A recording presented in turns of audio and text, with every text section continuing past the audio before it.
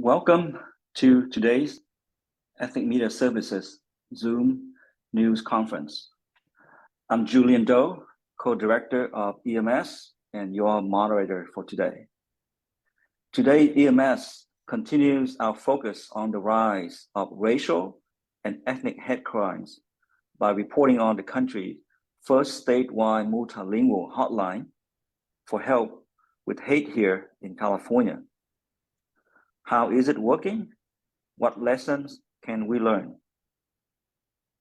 California versus Hate was launched by the California Department of Civil Rights in May 2023 as a statewide multilingual hotline for residents to report hate crimes and incidents, and most importantly, to connect people targeted for hate with culturally competent resources and care coordination services, including mental health support, legal aid, financial support, and more. Residents can report online at any time in 15 languages or by phone in over 200 languages between 9 a.m. and 6 p.m., Monday through Friday. Confidential services are available for everyone for free, regardless of immigration status. Reports can be made anonymously. As we hear the hotline's 1-year anniversary, this briefing will provide an overview of how the hotline connects those in need with resources through a system of partner organizations. It will also share metrics about reporting numbers across the state. Speakers will discuss how their agencies have worked with California versus Hate, how they view its impact, what they see as the key challenges now for stopping the spread of toxic hate language and the rise in hate crimes. We ask speakers to speak slowly for our interpreters in Spanish, Mandarin, and Korean, and we ask reporters to enter questions in the chat. We will send a video of today's briefing and expanded bios with contact information for each speaker to all participants later today. Our speakers are also encouraged to answer questions in the chat throughout the conference. Our speakers today include Chantel Bermudez, Senior Manager of California versus Hate Resource Line with the California Department of Civil Rights. James Williams, Jr., Community-Based Organizations Manager with the California Department of Civil Rights. Yoli Aguiano with 211 LA, which operates its own hotline. Cynthia Choi, co-founder of Stop AAPI Hate and co-director of the Chinese for Affirmative Action and Governor's appointed commissioner for the Commissions on the State of Hate. Connie Alexander Boetti, President of the Santa Barbara NAACP and Veterans Educator. And finally, Ariel Bustamante with the LA LGBTQ Center RISE program. Also joining us online to address questions is Becky Monroe, Deputy Director of Strategic Initiatives and External Affairs for the California Civil Rights Department. Each speaker will present for roughly 6 minutes, followed by a 4-minute Q&A to be moderated by me. To start, our first speaker is Chantel Bermudez, who has a lifelong career of defending people's civil rights and assisting victims of crimes. Since June 2022, Chantel has been the manager of the California versus Hate Resource Line Network. Her state career spans over 30 years with nearly 2 decades of assisting victims of crimes in California, providing trauma-informed services and support to diverse communities. Prior to joining the Civil Rights Department, Chantel served as the mental health manager and processing manager for the California Victim Compensation Board, and also served as an equal employment opportunities, investigators with the Department of Rehabilitation Office of Civil Rights. So please, Chantel. Thank you for the introduction, Julian. I'm going to provide an overview of the California versus Hate line and network and share some recent data. And my colleague James will provide information about case conferencing. I'm going to go ahead and jump right in. The California versus Hate Resource Line and Network is a statewide non-emergency hate crime and hate incident reporting system to support and provide services to individuals who have experienced or witnessed an act of hate. The three main goals of California versus Hate are to identify options and next steps for individuals and communities targeted for hate, to connect individuals with culturally competent resources, and to improve hate incident and hate crime reporting and data, to enhance the prevention and response to acts of hate. Our trauma-informed services are available in over 200 languages. When reporting via the online portal at cavshate.org, there is the option to report in 15 languages. When calling the hotline number at 833-8-NO-HATE or 833-866-4283, there is the option to access services in over 200 languages. Either option will connect individuals with the 211 statewide network of trauma-informed agents and care coordinators. If individuals choose to report with law enforcement, our care coordinators can assist with this process. However, California versus Hate is not a law enforcement reporting hotline. The agents and care coordinators will explain available options for next steps, including civil or criminal legal action and other social services support available to all. And wherever possible, individuals will be provided with care coordination services and be connected with culturally competent community-based organizations for follow-up and service provisions. And this includes organizations with people with lived experiences of discrimination and hate. Individuals have the option to report anonymously or share additional information. And whether or not someone reports anonymously, their identity will not be disclosed to anyone without their permission. The only exception to non-disclosure is if a report is made of child abuse, elder abuse, or activities indicating an imminent risk of violence, or if required by law. It is important to note that services will be provided regardless of immigration status. We'd like to share some preliminary reporting data for the reporting period beginning of our hard launch, and that was May 2023 through the date of February 29th, 2024. We have received 823 reports of hate, and 79% of the counties within California have reported. The protected statuses reported most often are race, ethnicity, country of origin, which account for 42% of the reports made. The second highest protected status reported is religion. Sexual orientation is the third most reported, and gender identity is the fourth. 66% of the individuals that reported accepted care coordination services. And the top 5 types of care coordination services requested were general legal aid, general counseling, consumer complaint assistance, community action and social advocacy groups, and landlord-tenant assistance. We absolutely could not have had this success without our great partners at 211 LA and their statewide network, the California Department of Social Services Stop the Hate grantees, the California State Library, and the support of our community-based organizations. And now my colleague James will provide more information on these collaborative efforts. Thank you, Chantel. Jim, could I introduce you real quick?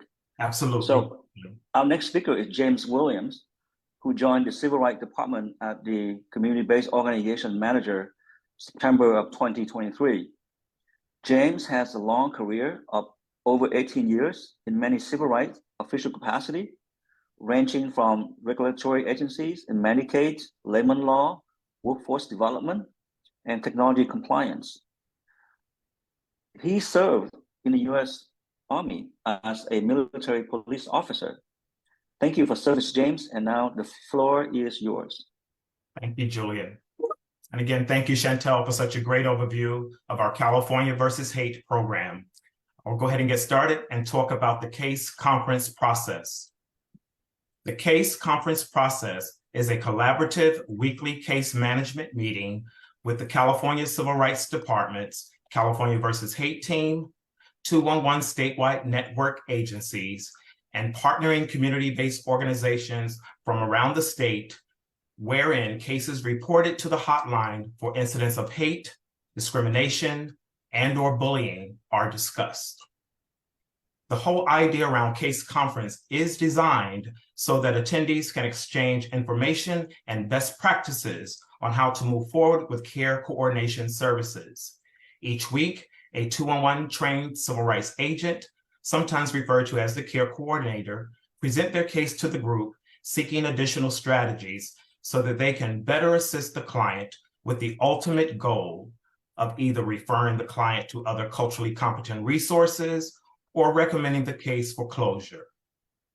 Partner CBOs or community-based organizations on this call also play a pivotal role in the case conference process, as they are working together across different community organizations that transcend race, religion, disability, or gender identity, just to name a few. They provide technical assistance and/or legal expertise during the call by sharing information or by asking probing questions of the care coordinator to better understand what the challenges may be and how best to move forward, leading to additional social services or care coordination support. Oftentimes, partner CBOs will voluntarily accept the case, and they will follow up and provide consultative and other culturally competent services to clients. In other words, there should be no wrong door, and all of our agencies can work together to help someone in need of support. By the sheer size of our state, this is one of the largest efforts of its kind, and we know that many states are looking to us in how we implement. So that's something we're keeping in mind, and we're regularly engaging with partners across the country who are starting or are doing similar work. We are also proud to be one of the first states in the country to receive the United States Department of Justice's Jabara Hire No Hate Act grant funds to support this work. Bottom line, as California goes, so goes much of the nation. Thank you for this opportunity, and I will yield to the moderator. Thank you so much, Yuli and James. My first question is, in many cases, the victim might need help with friends or families. So when they call in, do you also work with the family or friends who provide them with the support, or you primarily working directly with the victim? Hey, Julian, we can do either. We can work directly with the person that they're calling. They can have them on the call with them, or they can call separate from them. We're going to help whoever calls us.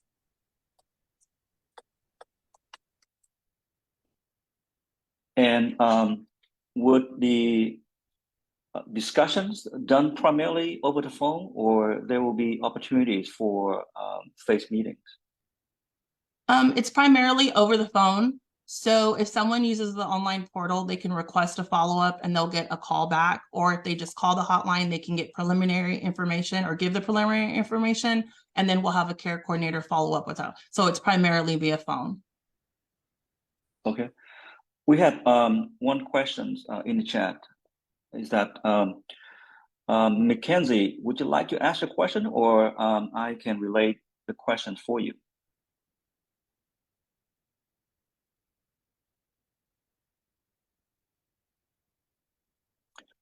As we have many speakers today, and in the interest of time, I'm going to read Mackenzie's Jackson's questions. What areas of the state do most of the calls come from? How many people man the hotline phones? And so it's a series of questions. Was the hotline as busy as you expected? And any changes from the first year to the second? So we have, I believe 79% of the counties have reported. We don't have specific data right now on like what types of calls are coming in. And what was the next question? Oh, like the struggle or how many the challenges, people... the challenges? Yes. Yes. Oh, Becky, I think this is a question best suited for you. No, I think I think so. First of all, thank you for all these questions, and thank you to my colleagues James and Chantel for doing a fantastic job. I think I see a question about or challenges, or perhaps the question was about changes, but I'll cover both. So with respect to challenges, I think, you know, we continue to be deeply aware of the fact that from when we started this, people still feel some reluctance to report. And so one of the challenges that we have seen and that we are addressing, and we tried to address from the beginning, but we have been helped by our community-based organizations that work with us very closely to tell us what we're doing well and also what we're not doing as well, is to make sure we are emphasizing that people can report directly or they can report through a community-based organization if they don't feel safe coming to us. Just last week, we were talking to a community-based organization that works with a lot of recent immigrants from South America and also works with people who speak Indigenous languages. And they were saying, you know what, no matter what you do, it's going to be very hard to earn enough trust for people to come and talk to you directly. But they will come to us. So one of the ways we're addressing that challenge, and we'll continue to do that, is to expand our network of community-based organizations that we work with and ensure that we provide services directly to those organizations who in turn can serve people who are targeted for hate. The other piece I want to highlight here, and in terms of addressing sort of challenges with respect to what we are seeing not only in California, but across the country with respect to increasing reports of hate, is expanding our network through our partnerships with other state agencies. So many of you are very familiar, certainly, with the state libraries' work. We work very closely with them. You'll see that in some of our resources. We have a state library a toolkit that we worked on with the state library that's for all local libraries. We also work very closely with our colleagues at the California Department of Social Services to make sure their grantees, which are over 180 grantees, are a part of our network. So in terms of challenges, we have an extraordinarily, fantastically diverse state that requires that we really focus on reaching people where they are geographically and also where they are in terms of comfort with reaching out to government. So in order to address those challenges, we invest deeply in our partnerships with community-based organizations, and as Chantel and James emphasized, are very committed to having no wrong door. So if someone comes to us and they actually need to talk to someone in CDSS or the California Victim Compensation Board, we will make those connections. Great. Thank you, Becky. There was a quick question from my colleague Sunita. Is about data collections. So would the data collected from California versus hate be shared with the FBI and other law enforcement agencies? This is a great question. So Sunita, we are a separate data collection process. So the data that the FBI collects through the UCR is data collected from law enforcement agencies. So we are not a law enforcement agency. The Office of the Attorney General for our state is the office that will share that data. What we are very clear about, and as you'll see when we come up to our 1-year anniversary, we'll have more data that we will be releasing and how we're planning to have even more transparency. We are very clear, our data is based on people who report to us. We are not law enforcement. We are not investigating the cases that are reported to us. We know there is value in sharing that data, even though it's not law enforcement data. We also want to be very clear that that data should be interpreted in that context, which is, this is the data that we have that is reported by people in California. It is not law enforcement data. It is not intended to replace that in any way, but it is intended to give everyone in California, including policymakers and including people who are looking at different forms of public safety, a better understanding of the experience of Californians with respect to hate, including Californians who may not report directly to law enforcement. Great. Thank you, Chantel, Becky, and James. And we have quite a few questions for you in the chat. So it would be great if you can answer those questions, and we might be able to come back to some of these questions later. But next, we would like to introduce our next speaker, Yoli Aguiano with 211 LA. So Yoli Aguiano is 211 LA Anti-Hate Programs Director, born and raised in Los Angeles, daughter of Mexican immigrants. She has dedicated her career to connecting communities with resources that help enhance their quality of life. Since college, she has volunteered for various organizations that promote social justice, such as serving on the local station board of Pacifica, KPFK, commissions, familial, dedicated to women development, meet each need with dignity, dedicated to poverty relief, and the Vitalize San Fernando Valley Coalition, dedicated to demonstrate how nature heals. Her resume indicates that she's the perfect person to help hate victims at 211 LA. Ariel. Thank you so much for having me. Before I begin, I'd like to acknowledge that I stand on Fernandeño Tatavian land and share my gratitude to Ethnic Media Services for having me on this distinguished panel. I have read through some of your questions. I hope to answer them through my remarks and also with the time that's provided. So to begin, the California versus Hate Resource Line and Network is a significant collaborative approach to cast a wide safety net around victims of hate. 211 LA is the lead agency for the service due to our experience with providing the LA versus Hate service since 2019. We are a nonprofit organization with 43 years of experience managing and operating the 24/7 multilingual health and human services resource line contact center, and 15 years of experience designing and implementing the care coordination programs at the county and statewide levels. We've been serving 1/3 of the state's population with hate reporting and care coordination services for 4 years prior to launching California versus Hate. For California versus Hate, we partnered, as was mentioned, with the 211 Provider Network of California to conduct the reporting and follow-up support services. The network consists of 13 call centers across the state, in addition to 5 statewide community-based organizations who provide the cultural competence and direct victim support. And to name them, they include the Anti-Defamation League, Advancing Justice SoCal, Coalition for Humane Immigrant Rights, LA, CHIRLA, the LGBT Centers RISE program, Hate Violence Prevention Partnership, including organizations like Bienestar, Brotherhood Crusade, and the Muslim Public Affairs Council. Our goals with California versus Hate are to help individuals and communities targeted for hate identify options for the next steps. So on the report, we asked, would you like referrals to resources, and if they can select those type of resources, and also tell us, please, yes, follow up with me, call me back.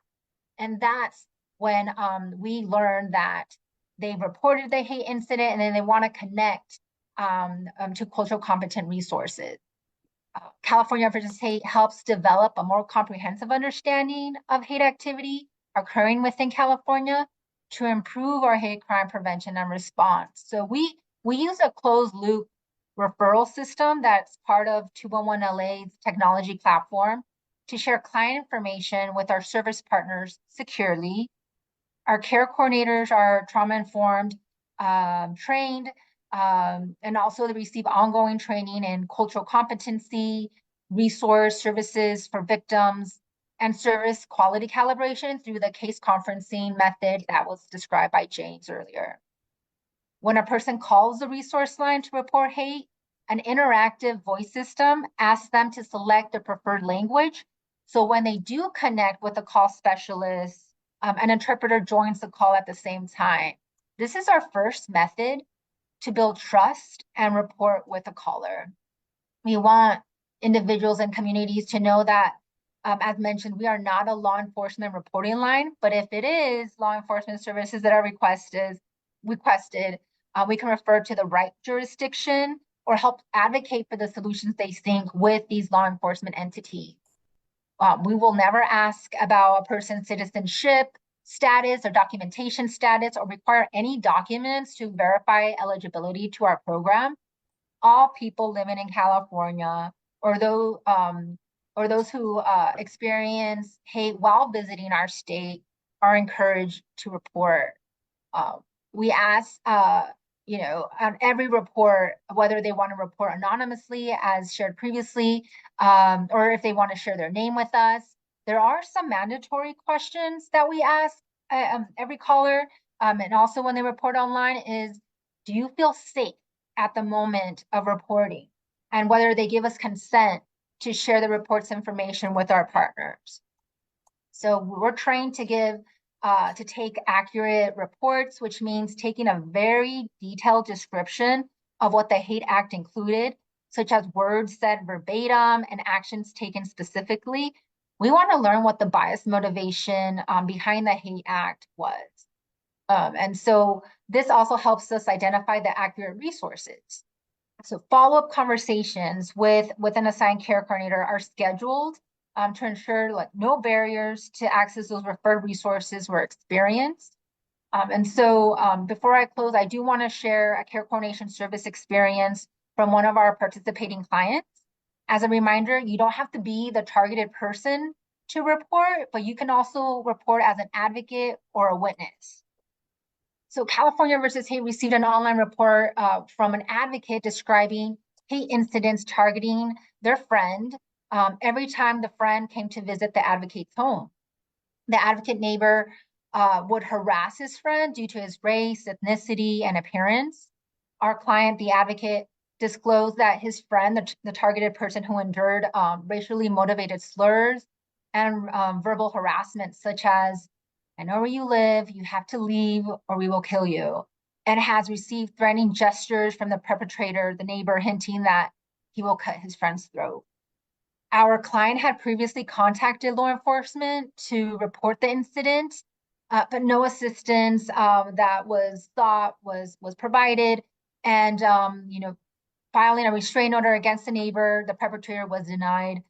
The care coordinator supporting the advocate assisted him with his goal, which was to receive legal assistance and guidance to stop the harassment. The advocate was referred and successfully applied for financial compensation to purchase a home security system by applying through the California Victim Compensation Board. A report was made to Adult Protective Services for the friend to work directly with the caseworker to receive services. And they also provided guidance on how to file a Ralph Act claim. So this is what our client, the advocate who reported the Hate Act, had to say about our anti-hate program services. And I quote, California versus Hate was everything we had read about, heard about, and more. We were given one-on-one attention by the great care coordinator, and we were given outstanding recommendations that were appropriate for our case that were not given to us by the LAPD.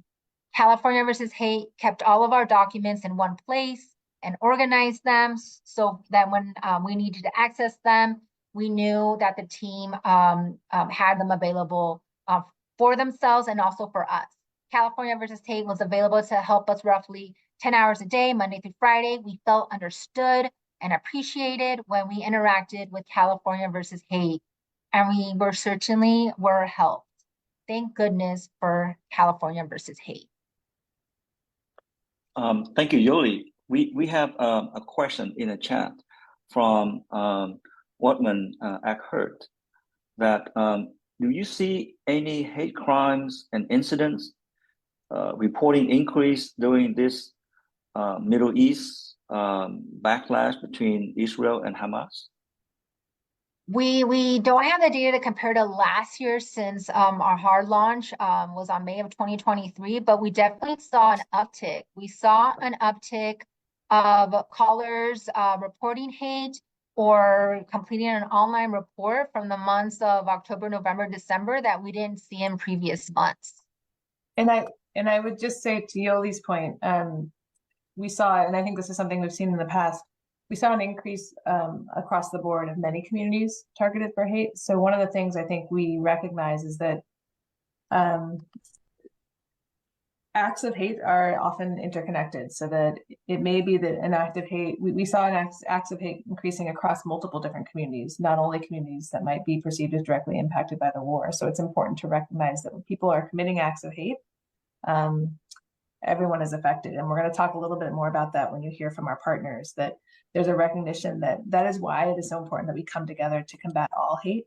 Because if we do not combat all forms of hate, then then hate will be targeting additional communities. So I think that's something that you'll hear a lot about in terms of why we work, like the care coordination model we discussed.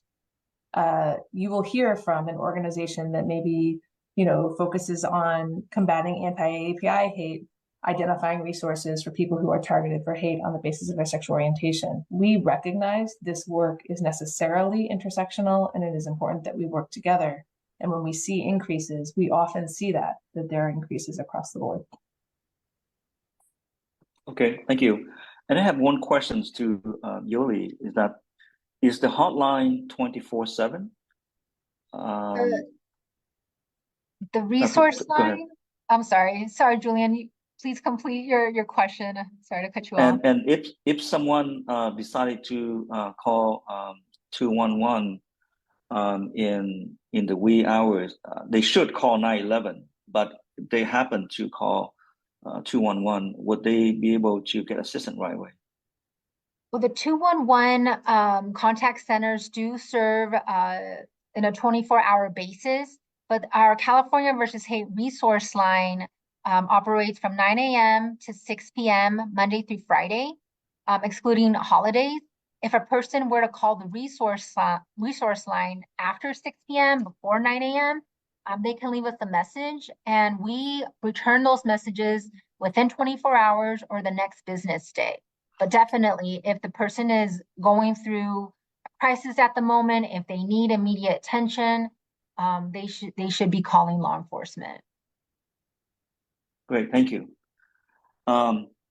Please continue to monitor our questions in the chat as we would like to introduce our next speaker.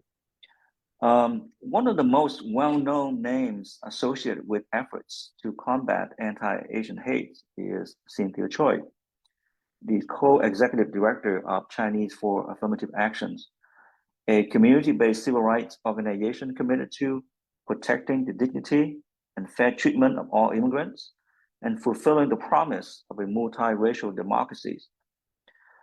When the number of hate activities aimed at Asians began to rise in the early phase of the pandemic, she and San Francisco State University professor Russell Jung and Manjusha Konani, executive director of AAPI Equity Alliance, got together to kickstart the Stop AAPI Hate movement, and then formed an organization called Stop AAPI Hate in 2020 to track hate activities as well as addressing racism across the US. At the recent hate crime summit in San Francisco, and I was happened to be there as well, one of my takeaways was from Cynthia when she remarked that as the victims have already been traumatized by the experience, it would add more to their anxieties if they had to figure out how to navigate the system to report hate and seek assistance. There shouldn't be any wrong doors to knock on, and it would be so valuable to have one of few doors where victims know that they would be welcome there to help. So, Cynthia. Thank you so much, Julian, and I'm glad you remembered something that I said at a summit a few weeks back. Well, I want to thank everyone for this opportunity, and especially Ethnic Media Services, to share more about our work and really the important relationship that we have with our governmental partners, especially with the California Civil Rights Department. And as Julian said earlier, I am wearing multiple hats with CAA and Stop API Hate, but also as a commissioner on California State of Hate. And in this capacity, I have the opportunity to make recommendations to the governor and key state agencies. And of course, we work very closely with the California Civil Rights Department, and how we can collectively ensure that we're not only responding to incidents of hate, but how are we preventing incidents of hate? How are we responding in ways that are critical, that are intervention and preventative based? And so I just want to start off by saying that for Stop API Hate, our work is national, but we are based in California, and we have this purview of seeing what is happening across the country. And hate is on the rise for many, many groups. And I will just reiterate here that for the Black community, they continue to report the highest rate of hate and discrimination. So I just want to continue to emphasize that. And of course, we are seeing increases of anti-Semitism, Islamophobia, and as well as continue to receive reports about our community. And I can say with a great amount of certainty that California has had the most robust response to hate. Again, not only when it happens, but with a real focus and investment on critical intervention and preventative measures. And one of the things that we know from our own data is that harm takes many, many different forms. And we know that it's important to understand the nature of the hate, that it's intersectional, that we understand that hate can happen in the form of, in the intersections between gender, sexual identity, race, ethnicity, faith, and a majority of which, according to our data, cannot be addressed solely through a police response. And we know also that it is traumatic, and to only treat hate crimes or those that are criminal in nature as serious is actually a disservice to our community and furthers this sense of distrust and a sense of hopelessness that nothing can be done. What we do know as well is that people are in distress, that oftentimes there is conflict, that there are incidents that occur that can be racialized, especially in an environment that has been hostile towards immigrants, towards people of color, towards people who are trans or gender nonconforming. And so I do want to reiterate what other speakers have said, which is hate begets hate. And so the more that we can work together to collectively to address this, the better off that we'll be in California. I want to remind folks too that our reporting center is not a hotline. It's not even a warm line. We have been very clear that with Stop API Hate, we receive the incidents to understand patterns so that we can make recommendations. But if they are in a situation where they are in danger or in need of immediate assistance, they need to either call 911, or in this case, I'm so happy to share that we promote California versus Hate. But one of the things that we've done, because we've asked our respondents to give it, if they give us permission, is for us to be able to contact them and to do follow-up. Because even in our reporting center, we leave very little room to explain, what has happened, how they were affected. And so even with our follow-up, what we learned very quickly is that even through the series of questions, even the mere fact of believing what people share with us, that there is somebody on the other end who cares to listen, that act in and of itself had a healing effect. So I think one of the things that I think has been so important about California versus Hate is there is that deep understanding. And we know that there are so many barriers to reporting, especially to a governmental agency. There's just distrust, and again, a sense of hopelessness. And this idea that you somehow have to endure or be subjected to hate. I want to just say that the California versus Hate hotline is an incredible response, because what it's really signaling is that we're creating systems of care, that we want to respond and be a resource to individuals, whether it's a crime, whether it can be something that could be addressed through another agency. And it's been said before, but I think the multiple languages, cultural competency, we know that 20% of Californians identify as limited English speaking. So it makes sense.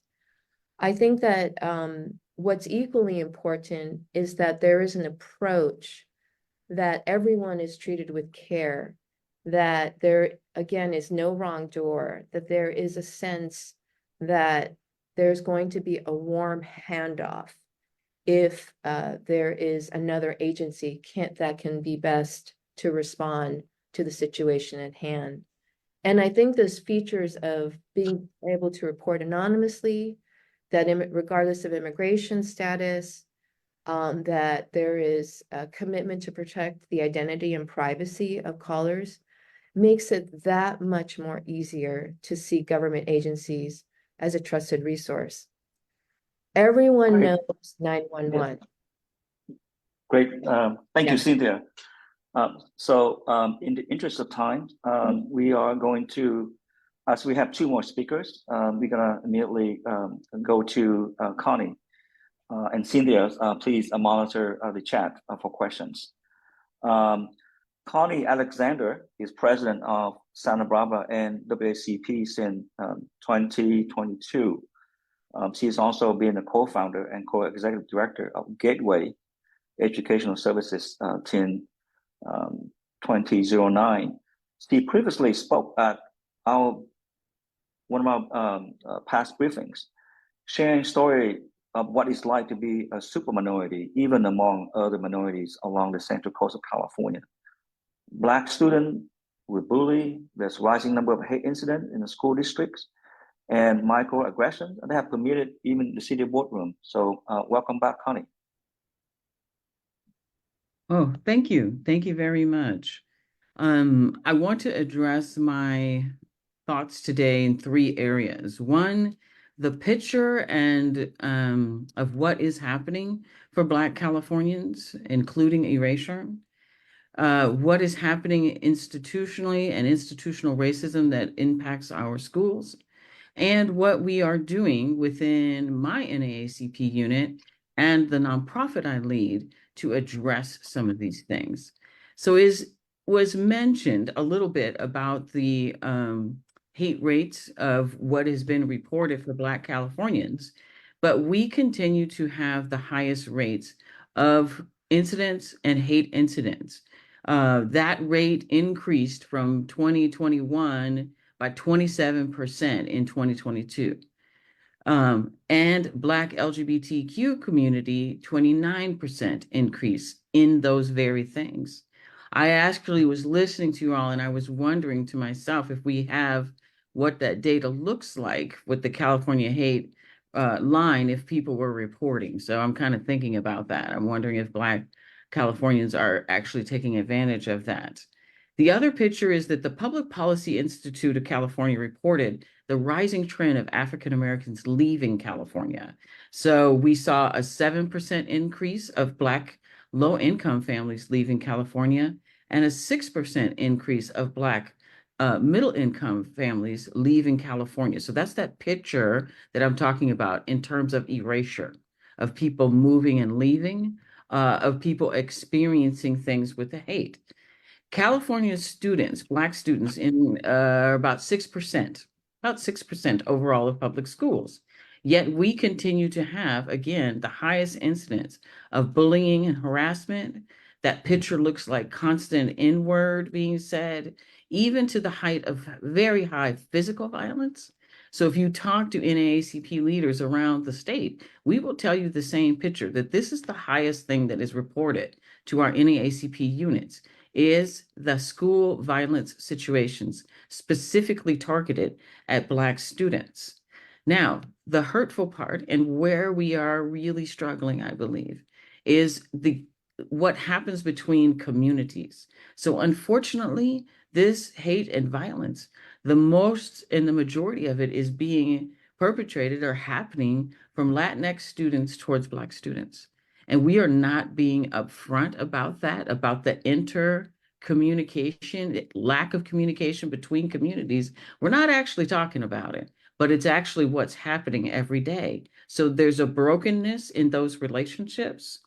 All of that leads to a level of distraction from getting to what's actually happening overall. When those pictures and things, I don't like the word microaggressions, by the way, because when you're on the receiving end of it, it's just an aggression. There's nothing micro about it. So I would just say the aggressions towards our students is high, which leads to trauma, right? How do you focus on school when you're being traumatized every day, when you're being called the N-word every day? Very difficult to focus on that thing.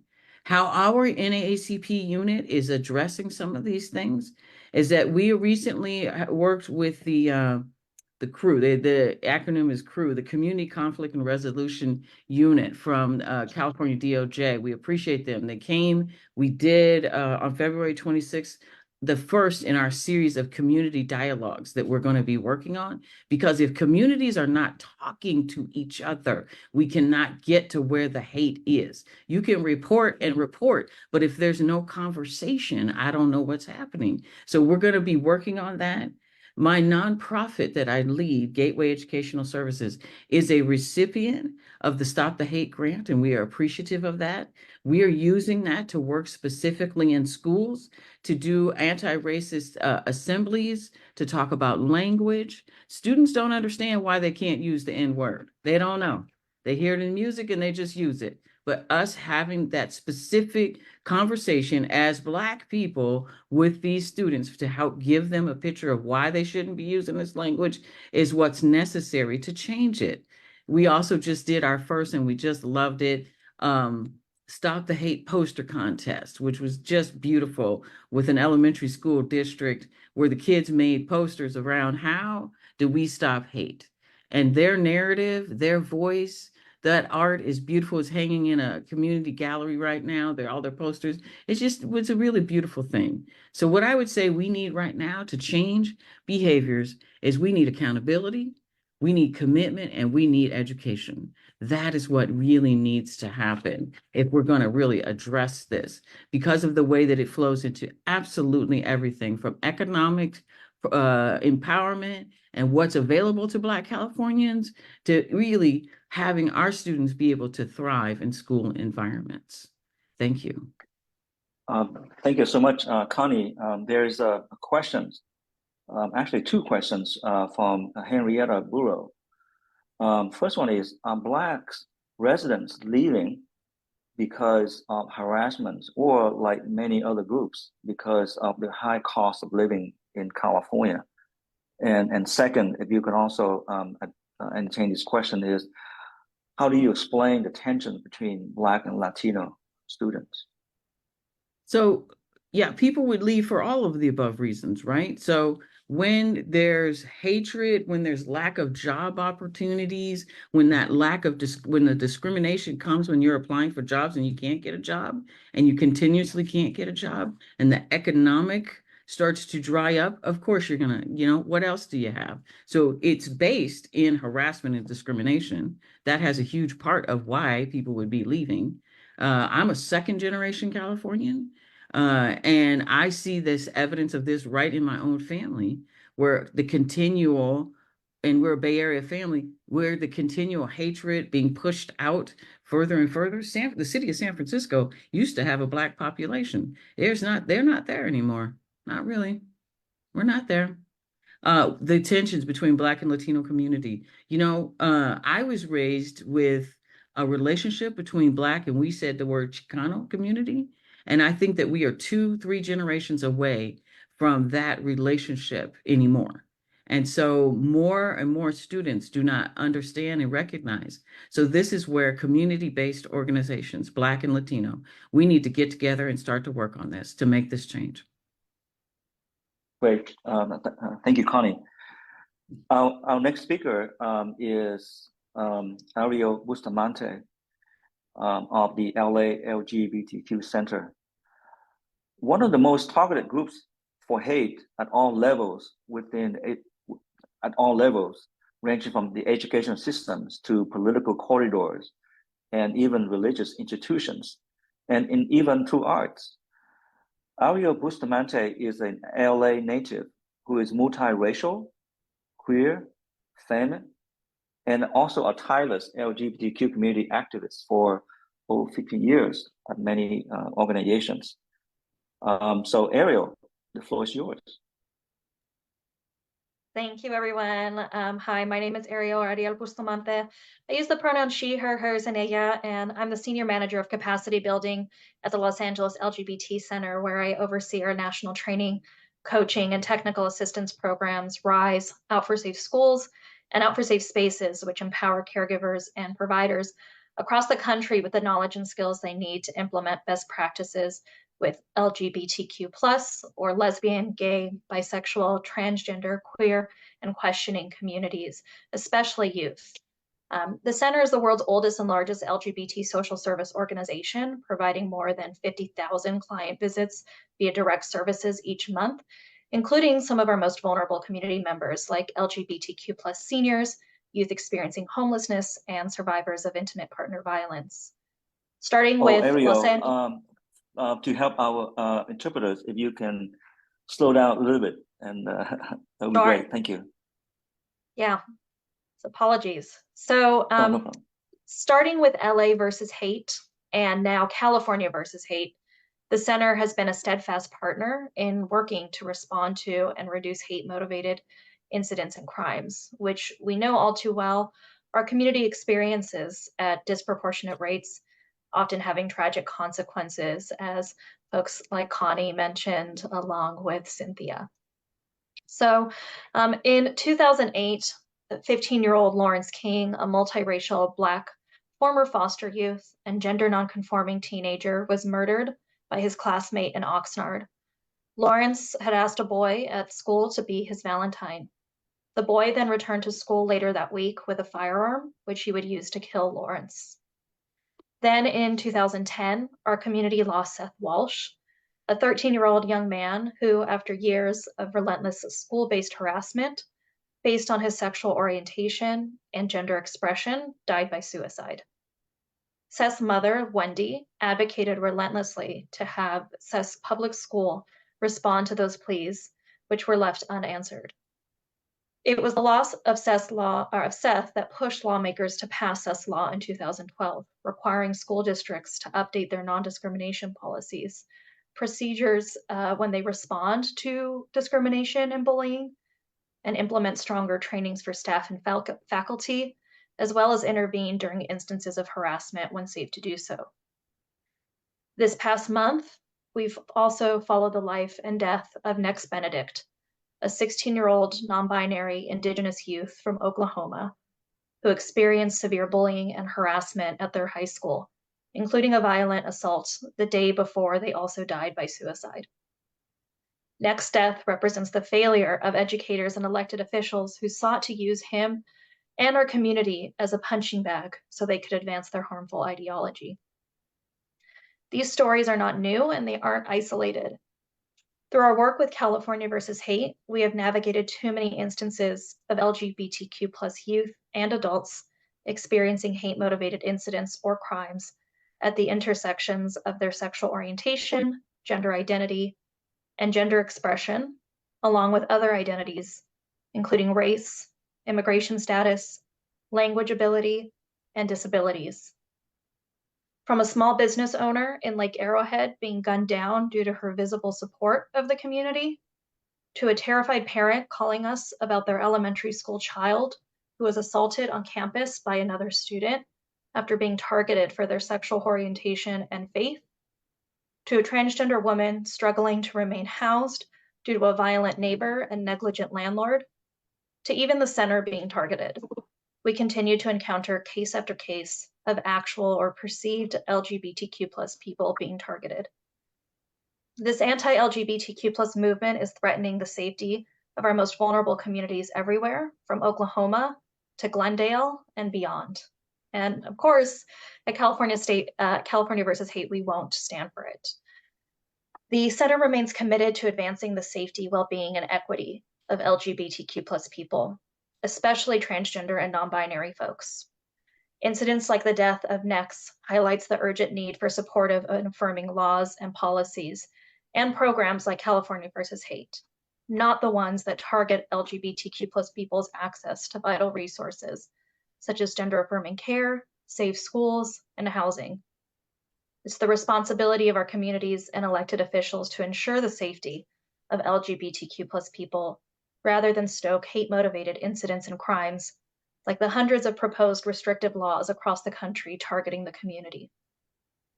When it comes to the negative experiences of LGBTQ+ people, we know that they are 9 times more likely than non-LGBT people to be the victims of violent hate crimes, and victims are more likely than non-LGBT victims to be below age 35. We also know that from 2021 to 2022, anti-LGBTQ hate crimes rose more than 19%, and specifically hate crimes motivated by anti-transgender bias rose by more than 35%, according to the FBI. As a result, calls to supportive services like the Trevor Project, the Rainbow Youth Project, and others have seen an increase in the number of calls. And similarly, we've seen an increase in callers to the California versus Hate line for folks out wanting to access supportive services, like the ones that we provide at the center, including legal, housing, and mental health services, all of which are low or no cost and available in dozens of languages. Through our intentional and meaningful partnership with 211 Los Angeles, California versus Hate, and the folks who you've heard today, we not only provide case consultation, sharing our subject matter expertise and supporting linkage to care, but we also provide training and coaching to California versus Hate staff, receiving calls to the reporting line and providing care coordination to ensure that LGBTQ+ people can call and know that they will be met with an affirming response.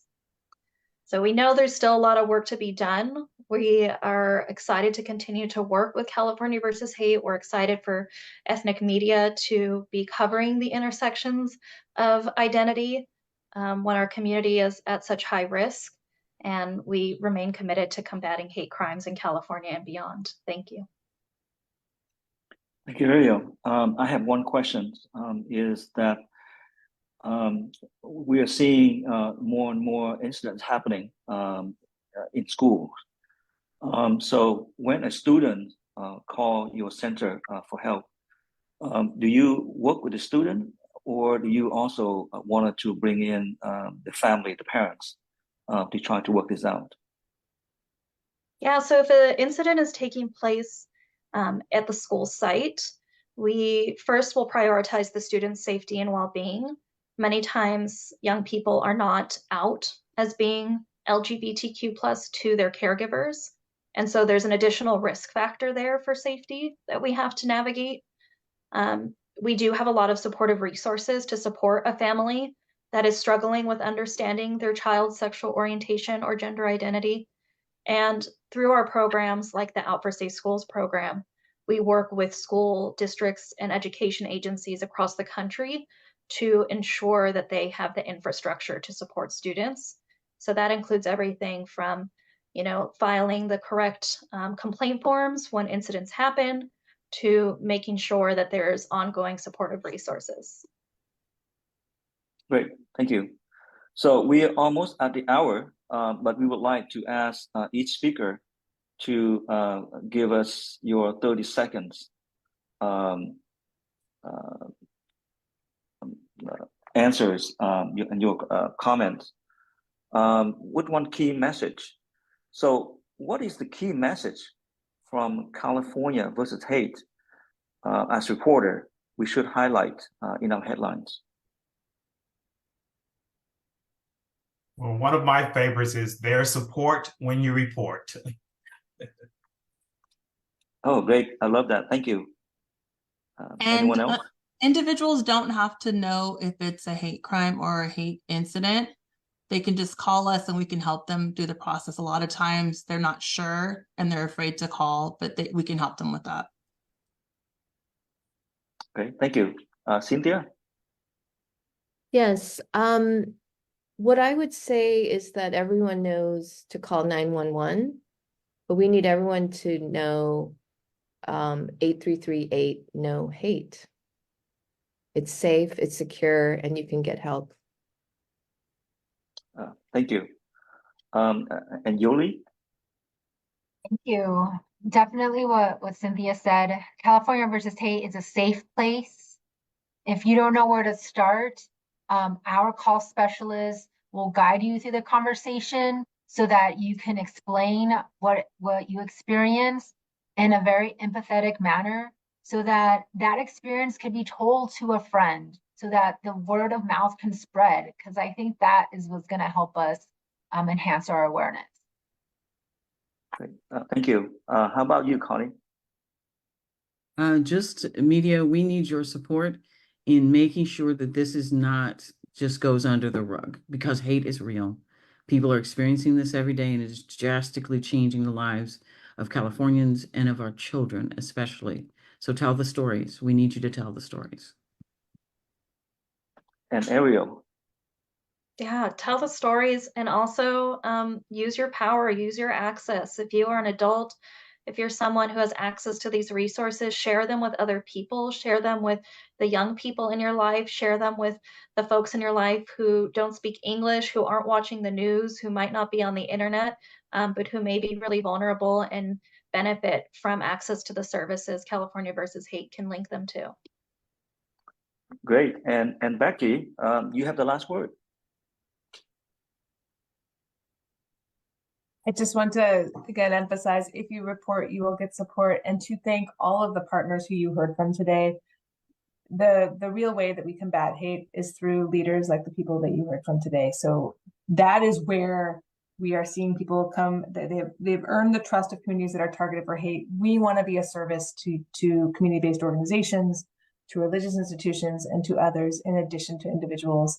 So thank you, and please, as everyone said, please continue to report this work. It is important, and I think together we can come together to combat hate. So thank you. Okay, on behalf of Ethnic Media Services, our media colleagues in the sector, we would like to thank all the speakers for joining and sharing your information today. Thank you, and this conference is adjourned.